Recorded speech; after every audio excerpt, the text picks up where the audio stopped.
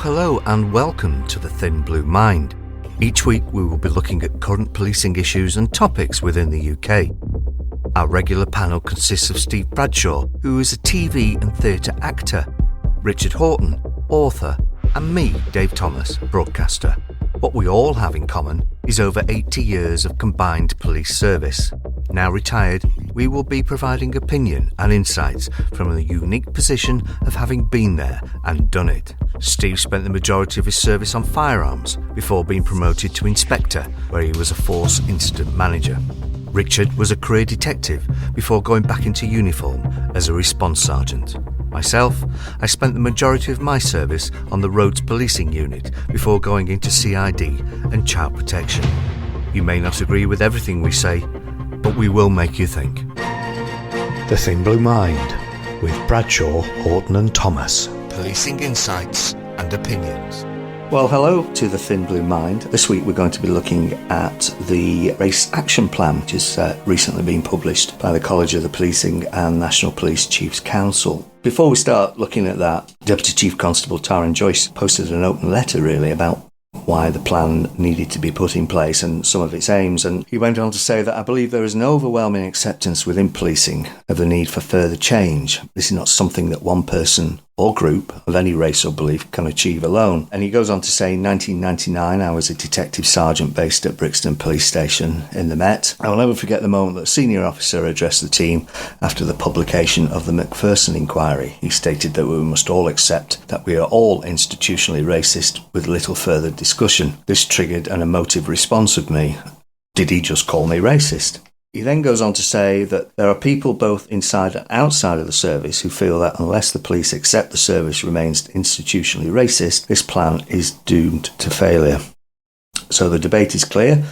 There is evidence of progress since the report's publication in 1999, which is the Macpherson report, but is it enough for the police service to demonstrate this status no longer applies? We must move beyond words to action upon which the police service can be judged. So there we go, that's the police action race plan. Big topic. Where do we start? Well, first thing I would say is, and I think you touched on it there, and most cops on the ground would probably ask, is the report calling me racist? Well, I think that's certainly when I was made aware of the report, I did feel a little bit aggrieved, to be honest with you. Felt exactly that reason. And obviously it was a feeling that was replicated back in 99 with the Macpherson report. The report thrust for me is it's not enough anymore for us to say that we are not a racist organisation. We've got to be saying that we're an anti-racist organisation. And we've already got some legal underpinning for that. We've got racially aggravated sentencing powers on various offences.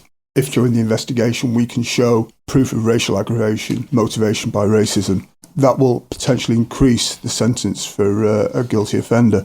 It kind of, I think, underpins, points up things that we should already be doing. We should be anti-racist. There's legislation there that we're tasked to enforce that has a racist element in the punitive part of it. It's also specifically about improving policing for black people. There are other ethnic and cultural minorities, but this action plan is specifically, explicitly about improving policing for black people. If you look at what's underpinned it, the introduction to the report mentions the murder of George Floyd in 2020, a murder that took place in America where officers have been convicted of the murder.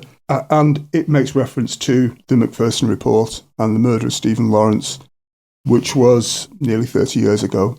We have come some way since then, but it seems that policing can't just be not racist. It has now to be anti-racist. There's a lot of stats in the report, and quite rightly as well, to show that the lack of confidence that the black communities have in policing. More likely to be stop searched, more likely to be arrested, less likely to join the police, which to me points towards a cultural trust issue. I think we need to move away from having a subjective issue with the report personally and say, well, is this calling me racist? Or is this calling us, or me and my team, racist? No, we are police service, which is quite unique in the world, and we need to represent the communities we've served. I've said this on previous podcasts. And I think we need to move away from being shocked, hurt. People want scrutiny of the police. We apply force to people. We take people's liberties away. Therefore, we need to be completely open and transparent. And if one particular community doesn't have trust in the police service, We need to examine why, and we need to look at it objectively rather than subjectively. Well, the report falls into two camps. It's the disparity and the treatment and victimisation, as the report labels it, of black heritage. And then obviously it's also looking at the treatment and recruitment of black people within the police service. So let's look at the first part of that report. And it's interesting, isn't it, that the George Floyd murder in America, how one incident by one police officer affected probably most of the police forces across the world. It was a perfect example of social media. It was pretty much streamed live, or certainly near live, and you could watch somebody die at the hands of police using restraint techniques that shouldn't ever have been used, I would say. And it struck a chord with people. It was just horrible. I remember watching the video, can still remember it very, very well. It was watching a man die at the hands of the police force. And I think we were all thinking the same thing while we were watching. It was, for God's sake, get off his neck. Absolutely. But of course, obviously, as a result of that incident, then people like Black Lives Matter came into existence. I mean, that's a whole other topic, but it just shows how impactful that incident was. I think with the George Floyd, obviously the incident itself is shocking, and I agree with everything that you've said. But it only came to the fore once that video footage was released, and the police service themselves didn't actively go looking for that. That wasn't part of an investigation that they were trying to do. It was because of social media and the easy access of video to the masses. It just makes you think, well, how many other George Floyds have there been? And I think that's what the community are potentially have an issue with. I mean, well, we will never know, will we, what the outcome of that incident would have been had there not been the video. But what you raised, Steve, is quite chilling.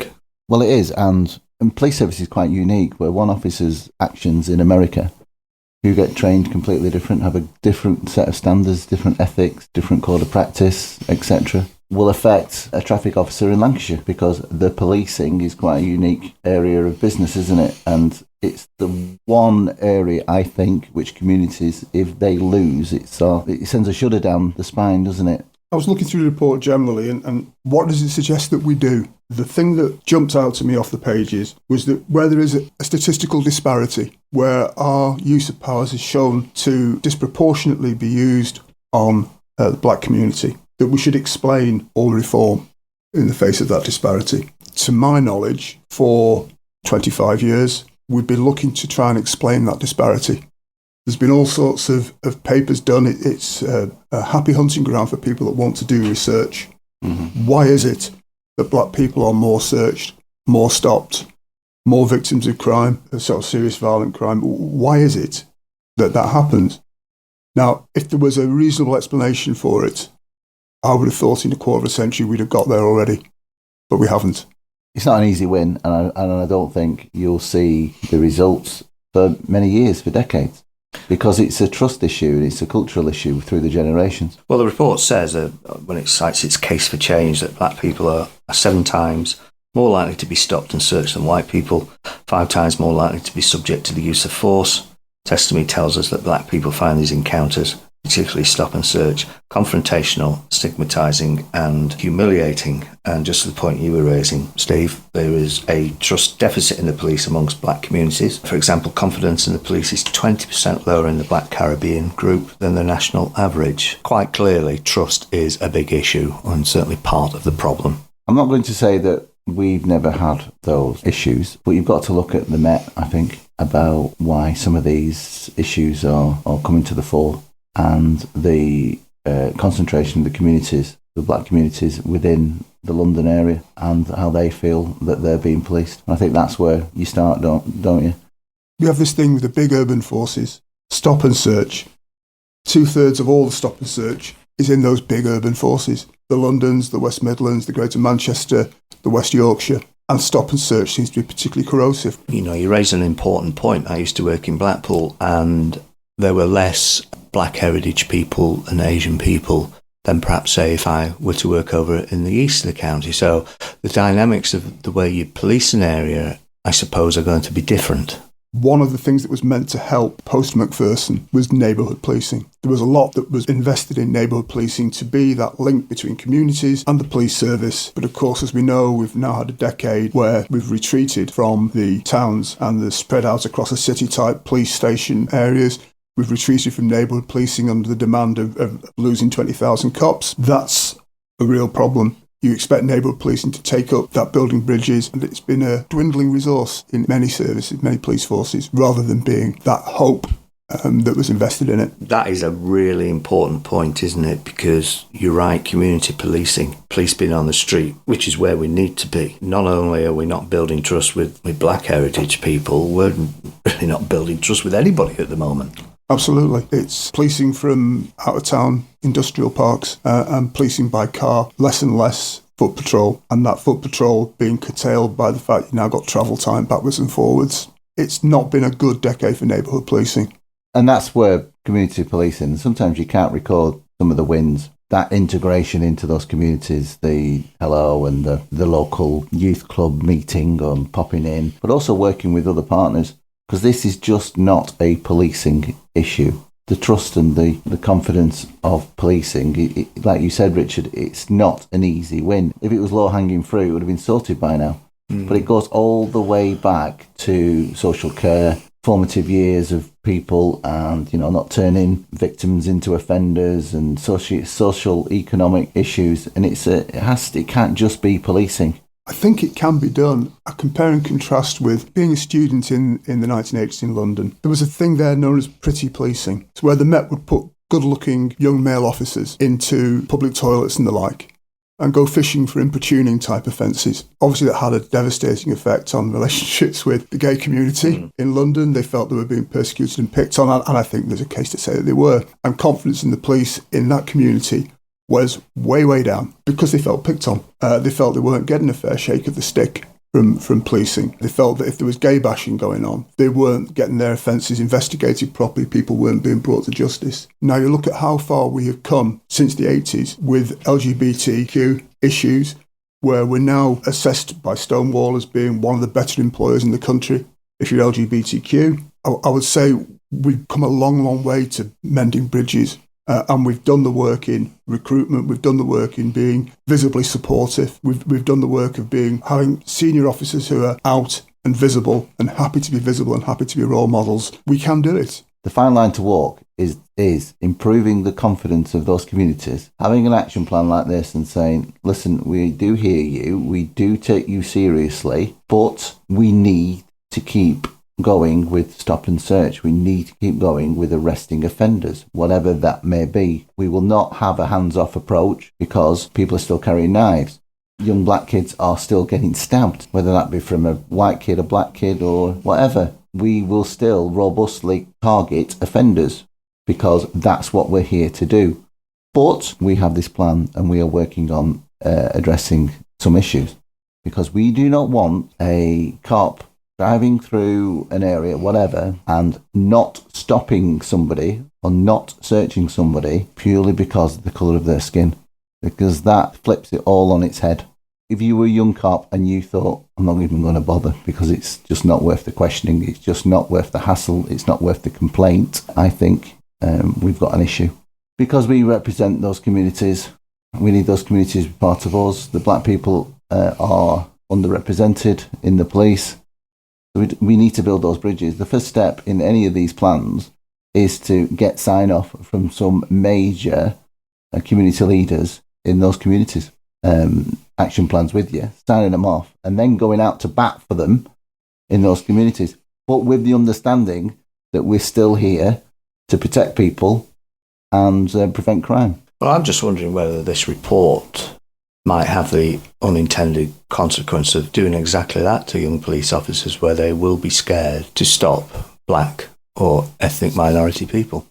Yeah, and I don't think it's just young. I think some experienced cops thinking, well, it's just not worth it. I've got enough time in the job to realise that I'm just not going to get... If I don't stop this person, no one's going to know, and I just won't get the questioning. It's not worth the hassle. Before we move on to other topics within this report, we're all experienced police officers. What can we do to improve the trust with our black communities? I think internally, although there's been heroic efforts to increase recruitment, it hasn't been massively successful. Black people are still underrepresented in recruitment. There's still some idea that they don't get as far at the promotion ladder as their white counterparts, and they retire earlier than their white counterparts. If we talk about that, the police are the people, people are the police, it would help if we perhaps looked more like the communities that we serve. Not a perfect solution, and it can be difficult for officers that join the police service from minority ethnic communities. I've seen it myself with officers from the Asian community in Blackburn, where I worked, coming under some pressure from within their own community for the decision they made to join the police. It's not always universally welcomed, not seen as a high-status occupation in some parts of the community. It's difficult for them.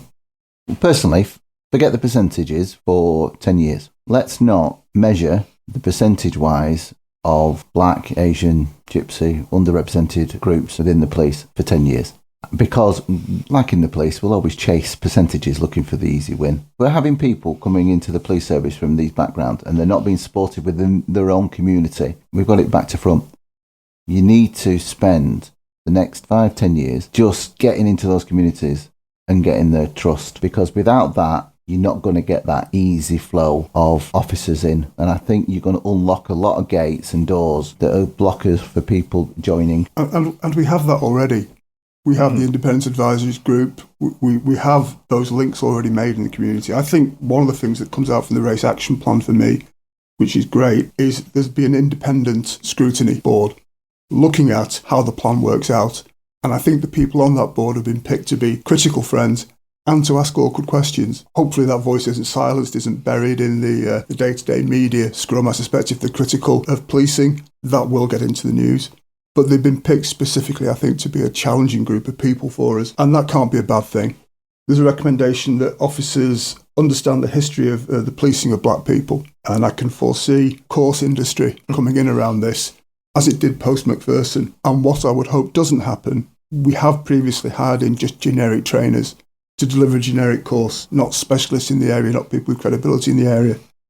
I remember a course I went on which was extremely awkward for the trainer. They were just there because they could deliver courses, not because they had any special insights. And they went around the room. I, at that time, was a Home Office funded hate crime detective. There were 3 or 4 senior Asian officers in the audience. Collectively in there, we probably had better appreciation of the issues than the trainer that was trying to deliver the course. And the trainer made the great mistake of saying the Asian community, at which 2 of the officers in the room were, "What do you mean the Asian community? We're not a monolithic block. How are you standing there delivering us training when you don't actually have any sophisticated understanding of what's going on?" So I hope that if we do this sort of training, we get people that have some credibility delivering it, that have some knowledge that are delivering it, and we don't fall back on going to a big public service company and getting a block of generic training. I think this action plan perhaps addresses the symptom and not the problem. We've all highlighted it, hasn't it, that the last 10 years has not been a good decade for policing, and community policing is just gone out the window now. And unless you're on the street, you're never going to get trust. I use the analogy, you can't do house-to-house inquiries on a computer. You've got to be on the street and you've got to be mixing with the communities and you're going to be part of it. There's no substitute for Mark 1 bootlegger, quite right. Okay, right, well, there's other topics to look at. It's a big subject. And before we move on to our black colleagues and retention within the police, I was just looking through the report, and it says that black men are over 3 times as likely to be arrested than white men, with 60 arrests per 1,000 black men, compared with 17 for white. And it goes on to say, in the 3 years to the year ending March 2021, the average homicide rate for black people was about 6 times higher than for white people, and almost 4 times higher than victims of other ethnicities. What it doesn't make clear is the heritage of the perpetrator. I can't see anywhere in this report which highlights that. It's an uncomfortable truth that certainly within the London area, a lot of violent crime is black on black. Yeah, and this is the reason why we have to stand our ground. This is the reason why, as the police service, we have to be open and honest and say we are still going to detect crime, because we are actually serving your community by preventing you becoming victims and the victims becoming offenders. Is it an omission? I know the stats are out there somewhere. I find it troubling. There's certainly issues, and as police, we're not dealing with them very well, I would suspect. If the likelihood of you being a victim of serious violent crime is greater because of your ethnicity, that's something we should be working on ceaselessly, remorselessly, to bring down that risk of being a victim of serious violent crime because of the colour of your skin. Even if it means disproportionately stopping black people? Even if it means disproportionately putting boots on the ground in particular areas at particular times when our intelligence, our recording systems tell us that there is a greater likelihood of people being out-armed and out committing serious violent crime. And there's that thing about explain the disparity as part of the plan. We explain the disparity by saying we have to put the oil to the squeak, so to speak. We've got limited resources. We are deploying additional resources into this area or that area because there's a lot of violent crime going on there. We're doing it to help protect the community, to save lives, to save people from injury. This area will be more strongly policed because look us in the eye and tell us that there aren't problems here. We're really bad at explaining why we do something, aren't we? We don't explain enough, no. It's going to take a long time, and can the action plan, can it wait? No, it can't. How are we going to do it? You can't stop servicing grade 1 emergency demand by putting grade 1 leather in a certain estate. Got to find a happy medium for it. And it's going to take people, it's going to take resources, and it's going to take time. Peter Hitchens, who is a very experienced journalist, to be fair, but a lot of people find him Marmite, and he argues the fact that we've got more police now than we did, and we're not doing our job. And I have a sort of sympathy with his view, because if we just purely dealt with what we should be doing, which is crime and community, then we have got enough police officers. But unfortunately, most of our time is spent up with other issues. I think 80% is non-crime related. I think I read somewhere. We've got to get back into the community, haven't we? And I don't think we're there. We're not. And the other issue with community is nobody sticks around very long anymore. And the days when you had your known community beat officers and they'd be there for 5, 10, 15 years, they're gone. Neighbourhood is somewhere that people pass through now on the way to somewhere else. It's a rung on that promotion ladder, isn't it? To tick the box. Or on lateral promotion, as they call it, to somewhere else. CID or traffic or firearms or whatever. But it's not seen as a long-term career option for a lot of officers now. There seems to be a perception, doesn't there? Like, I certainly remember when I joined the cops that there was that expectation that you put your big hat on and you get out on the street. And I loved it. I love talking to people and being nosy, and you find out so much just by speaking with people. But not only does that not happen now, is that cops don't seem to want to do that. No, I don't think the lights are brighter elsewhere, if you will.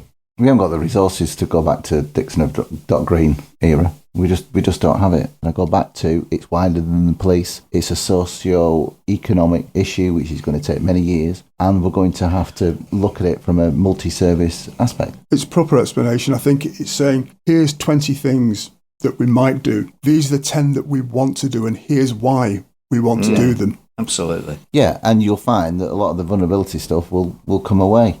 And that's even more prevalent in the black communities and the gypsy community and the Asian community, and because they'll have a different set of 10 things they want us to look at than others. But there has to be a space for professional police judgment. That's what we're trusted with. And so we should have a strong voice on what we think we ought to be doing. We shouldn't be blind to people saying, no, you're wrong because, but we should be very open about setting out what is our agenda, what are we concentrating on, and being really, really open and really vocal about that and why we're doing it and why we're not doing other things. Well, one of the main thrusts of the report is the zero tolerance of racism in policing. I can't think in the 25 years I was a cop, I have seen any racism towards colleagues. I've seen one instance of racism towards a colleague from a member of the public. I can think of things from 40 years ago that have been reported to me, but during the course of my service, the same. No, and I'm quite confident that anybody I knew worked with in the police would call it out. But it's the perception, and this is, again, it's not what we think, it's what the communities think, how they think we police, and what our mindsets are. And if you bring them in, you make them part of the daily business, they'll see what we're like. There's racism towards the public by the police, and then there's racism towards our colleagues by the police. There's two separate areas there. I've seen racism towards Asian colleagues by members of the public. Definitely seen that happen. Racism towards Asian colleagues by members of the public. But never in the police to each other or a member of the public. Never. Hand on heart. In my 27 years, never.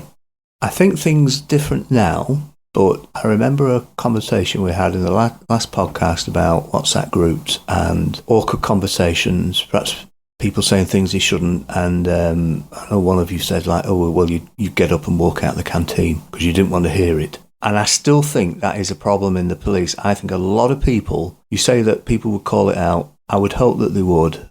I suspect a lot of people would rather just walk away and didn't hear it so they don't have to report it. And that is down to the organisation, I think, the way it deals with these complaints, because not everybody has had a good experience from being a whistleblower, for want of a better word. No, I think something so egregious as racism, I disagree with you, Dave. I think it would get called out instantly.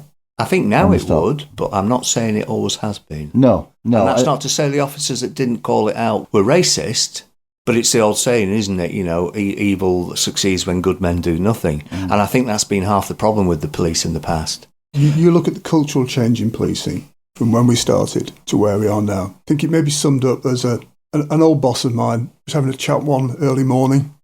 But you know what, Richard? When I joined the police, it wasn't as right-wing as I thought it would be. And I think that's probably right. Yeah. I think culturally, politically, in groups, the terms of the sort of people that are in policing, we've changed culturally beyond recognition from where we were 30 years ago. Just look simply at the number of women in policing. What this report is saying to us is that, yeah, you've improved perhaps, but you ain't there yet. There's a way to go. There's work to do. This is the work. Whether it's right or not, whether that work is actually effective in addressing those disparities or explaining those disparities. And I hope when they are explainable, nobody shies away from explaining them. It's explaining the negatives, isn't it? It's explaining why we are doing the things that I mentioned on this report and why we, for the short term, have to keep on doing it. Yeah, whenever there's a discussion, we get back to the raw stats. Nobody wants to explain anything. Nobody wants to give reasons and evidence. Everybody just wants to look at the raw stats and say, this percent that, and draw conclusions from that without looking at anything that resembles evidence. It's a lot more nuanced than that, as you said before. Well, before we go on to recruitment regarding the police service for black and other heritage areas, it's only fair we look at probably the most tragic area of the report is knife crime. We can't fail to be moved by the sheer volume of knife crime and also the ages of not only the victims but the perpetrators. We're talking about children now. And it goes far beyond policing. It's a community issue, isn't it? Well, knife crime begets knife crime. If you think you're likely to be a victim of knife crime, you're going to carry a knife. And the knives are available. You look at these sort of Anglo arms, knives that keep turning up, same zombie killer type knives. Remember an inspector of mine when I was on licensing saying, can we do anything about the army surplus shops selling machetes and the like? Logged him onto Amazon and showed him how easy it was to buy a bush knife or a zombie killer knife. And he appreciated the problem that it wasn't people going round to the army surplus store and buying an old machete from 1950s Burma. It was people going on to Amazon or online generally. Well, again, it comes back to cultural, doesn't it? It comes back to why are people feeling the need to carry knives. I just think to tackle something like that, and you need to flood, and you just need to smash it apart, and you're going to do that by interacting with people, stopping and searching when necessary. And if that's predominantly black people, well, so be it, because people's lives are at risk here. And building the intelligence so that you have names, streets, areas, groups that you know because people are telling you are carrying weapons of one sort or another. If you don't have that information, because you haven't got those links into the community, you haven't got that trust, you haven't got those boots on the ground, you're fighting with one hand tied behind your back, never just quite knowing who's doing what. And you only get that intelligence by being out there. Absolutely. Stop check isn't the deterrent. It's the probability of being stop checked is the deterrent, isn't it? And like you say, I completely agree. You need to be consistent. You need to keep driving it. It can't be oh look, we're having an action crime week this week on this area, and we can't keep doing it as a response to a serious incident that's occurred. So someone gets hurt, someone gets injured, and suddenly there's a Section 60 search, which means you can search anybody without any grounds, is applied to a certain area, and you quell the disorder. That's not the way. That's the reactive. We need to be proactive, like you say. Well, I mean, we talk about partnerships in the police a lot, don't we? I don't agree with that. I don't think it's partnerships. I think it's relationships. Let's look at the problem of recruitment of black people into the police service. I know compared to other organisations, we are well below the levels that other organisations recruit. Why do we think that is? It's a symptom, I think, for the wider issue. We're focusing again too much on a symptom of the problem.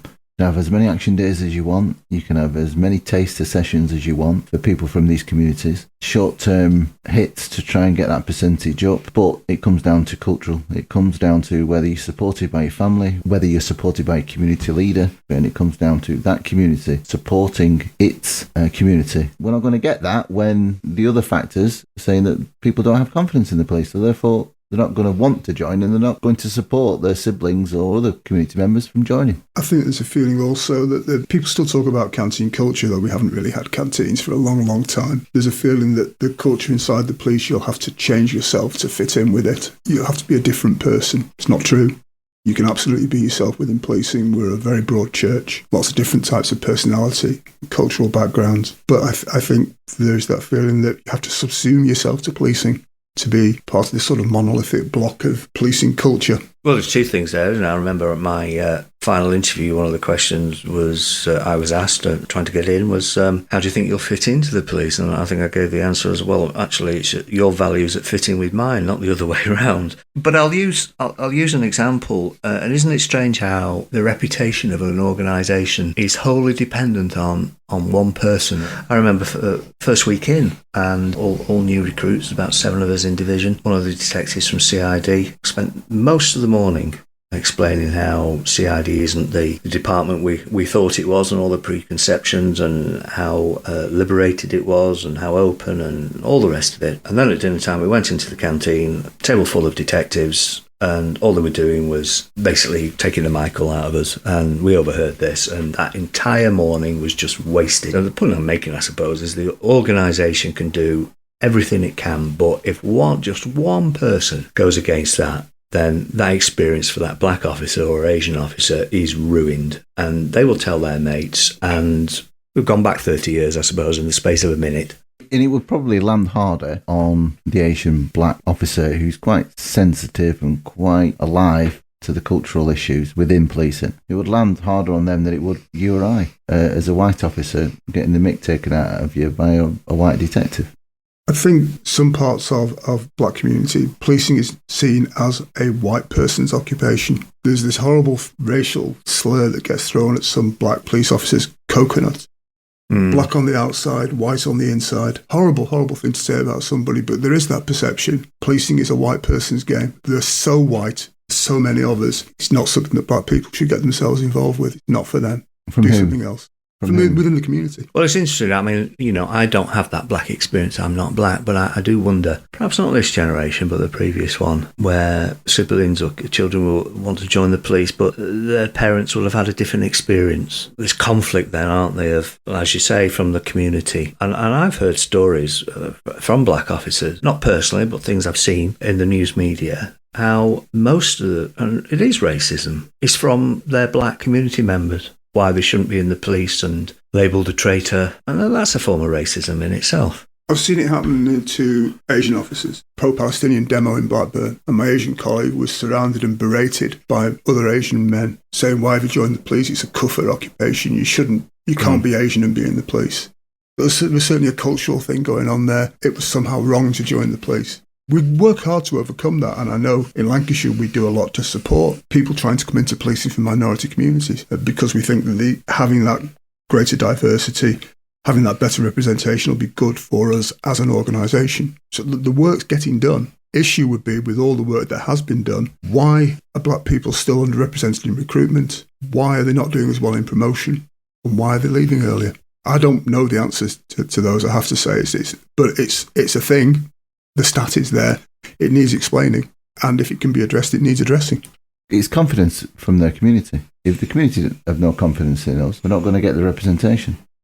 Well, we started this podcast, didn't we, saying that nobody really knows why we have these issues that we do. Nobody can actually tell us, and 30 years on, we're still in the same position. I'm going to use the P word now, and that's politics. It's a word I hate to use. We've all talked about this being a generational thing, and unfortunately in politics, the government of the day don't have a generation. They have 5 years in Parliament, and if they can't be seen to have sorted a problem out, then they have failed, at least in their electorate's eyes. Some problems cannot be sorted in 5 years, and I think that's just going to be the circle that we're stuck in. And until somebody has the courage, I suppose, to say, I'm going to put something in motion, but I won't see the results of it and I won't get the credit for it. Until that happens, I think we're going to keep revolving around the same problem, unfortunately.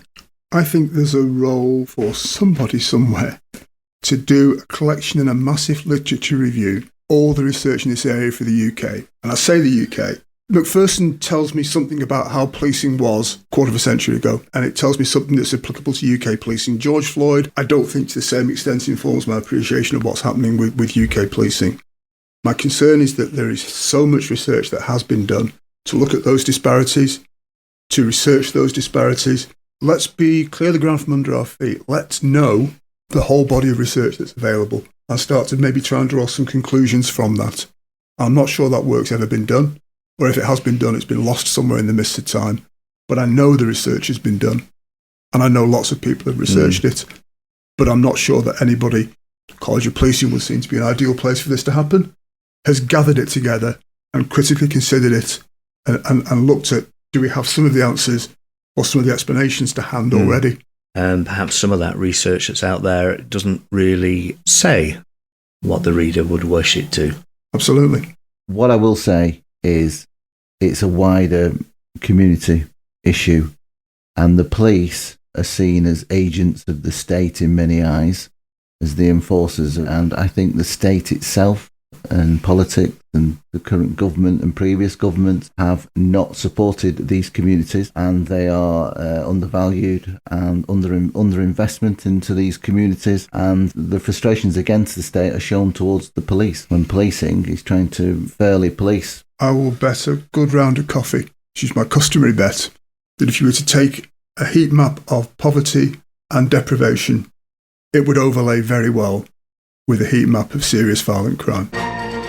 The Thin Blue Mind with Bradshaw, Horton and Thomas. Policing insights and opinions. Well, that concludes this week's discussion. I'm sure you'll agree there's a lot to think about. Steve Bradshaw now continues his regular feature with the Acting Inspector.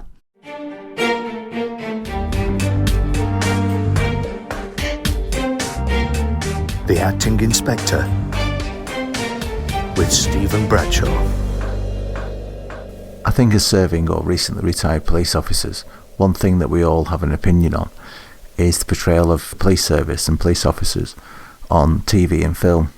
Are there shows that you just won't watch because it's inaccurate, or do you find yourself shouting at the TV about a certain scene, etc., that portrays police officers? I've been acting now for about 4 or 5 years, and I've been very lucky enough to be on quite a few sets of soaps and dramas that are filmed in the Northwest. So as a recently retired police officer, I'm in quite a unique position to be able to appreciate both sides of the coin, really, to understand what goes on a set, but also have the policing experience behind me to be able to give some credible advice. And what I've noticed very quickly is that it is an area of growth, and it's not something that is used a lot. Some production companies are really, really hot on it, and some production companies hire police advisors right at the script writing stage. So you can see that there has been some police advice and some police input at a very early stage. Others do that as well as have someone come up on set and give the advice at the time to the actors or to the director, or even to the prop people or makeup, etc. I think the whole cast and crew get a lot of benefit from having a police advisor on set. One of the issues I see people have is that things are still not accurate, but what you think you need to appreciate is that people are trying to create a drama, people are trying to create something which people will watch. And I always say, if you want it 100% accurate, if you want to make a documentary about the day in the life of the police officer, it's not going to be interesting to watch a cop on hold to CPS for half an hour, or on a bed watch, or a constant supervision in custody. You need to find that sweet spot between a drama and it being interesting and the accuracy of it. And I think a police advisor to a director or a producer or a writer needs to think of themselves as kind of a tactical advisor, where you will say, well, this is the way it would happen, this is what would happen in real life, this is the way those 4 people would stack on that door to go and do that emergency search tactic, And then the director, who has 100 different influences that are playing on him or her, who will then mould that tactical advice into what they are doing. So you might find that some aspects of it are used, all of it's used, or very minimal. It depends on the scene, and it depends on what the scene is trying to do to push the story forward. But there's also a fine line for the actual advisor to walk as well. You want it to look realistic. You want it to look like it would do on the street. But what you don't want to do is to give away tactics, because the tactics directorate, especially in armed policing, is not for public consumption. So you need it to look like it's right without going through the exact tactic with everyone. It seems a little bit daft, that. So how can it be accurate if you're not going to do the most up-to-date tactic? Well, there's only so many ways you can, for example, enter a door, and especially in the armed policing world, it's just how people look is the first step. Because I've seen some dramas myself where it portrays AFOs or SFOs sometimes as well, and it's just the way, little things like the way the ammunition is being carried. The magazines are the wrong way around in the mag pouches. Little things like that, and I think a hands-on police advisor is invaluable in getting a team of people together who are experienced in the acting world in performing the role of AFO stroke SFO, and being able to look the part as well as implement the tactic correctly. The basics of weapon handling and blue on blue and not sweeping somebody during an entry to a door, that can be the parts of which you can have a really big effect on, and it looks better for it, and anyone looking at it will see that it looks about right because they look the part. And if it's right to the cops, if it's right to a firearms officer, it's going to look right to the public, and I think that's the benchmark a lot of people are striving for. So it's not necessarily the action of the tactic which is moulded by the director. It can actually start with just looking the part and look like you're an AFO stroke SFO. The Thin Blue Mind with Bradshaw, Horton and Thomas. Policing insights and opinions. Well, that's it for this week. Thank you for joining us. This podcast is in partnership with Policing TV, the leading policing media channel. So until the next time and the next podcast, take care.